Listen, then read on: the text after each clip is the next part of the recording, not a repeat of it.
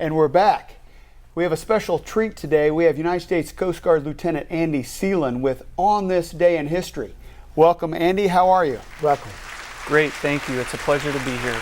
What do you have for us today with On This Day in History? On this day in history, we are celebrating the Coast Guard's birthday. The Coast Guard, isn't that they're now part of the United States Department of Homeland Security? That's right, Al. The Coast Guard is simultaneously a military force and a federal law enforcement agency. We save lives, we protect the environment, and we defend the homeland. The Coast Guard official history began on 4 August 1790 when President George Washington signed the Tariff Act that authorized the construction of 10 vessels to enforce federal tariff and trade laws and to prevent smuggling. Known as the Revenue Cutter Service, it expanded in size and responsibilities as the nation grew. The U.S. Coast Guard received its present name in 1915 under an act of Congress that merged the Revenue Cutter Service with the U.S. Life Saving Service. The latter consisted of dozens of stations placed around the nation's coastlines that were manned by dedicated crews willing to risk their lives to save those in peril on the sea, a role that meshed well with the Revenue Cutter Service's core missions.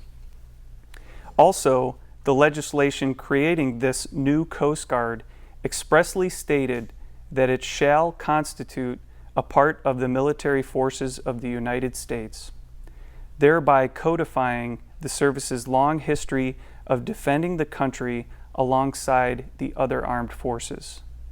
The Coast Guard began maintaining the country's aids to maritime navigation, including lighthouses, when President Franklin Roosevelt ordered the transfer of the lighthouse service to the Coast Guard in 1939. In 1946, Congress permanently transferred the Commerce Department's Bureau of Marine Inspection and Navigation to the Coast Guard, which placed merchant marine licensing and merchant vessel safety under its purview. The nation now had a single maritime federal agency dedicated to saving life at sea and enforcing the nation's maritime laws. The Coast Guard is one of the oldest organizations of the federal government, and until Congress established the Navy Department in 1798, the Coast Guard served as the nation's only armed force afloat. The Coast Guard protected the nation throughout its long history and served proudly in a majority of the nation's conflicts. In time of war or at the direction of the President, the Coast Guard served as part of the Navy Department.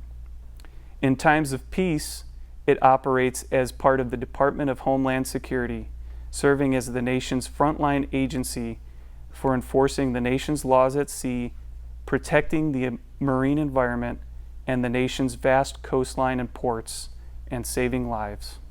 Thank you for another great day in history. On this day in history, your uniform kind of brightens this place up, so I'm so glad to have you on this show today. Well, thank you for having me.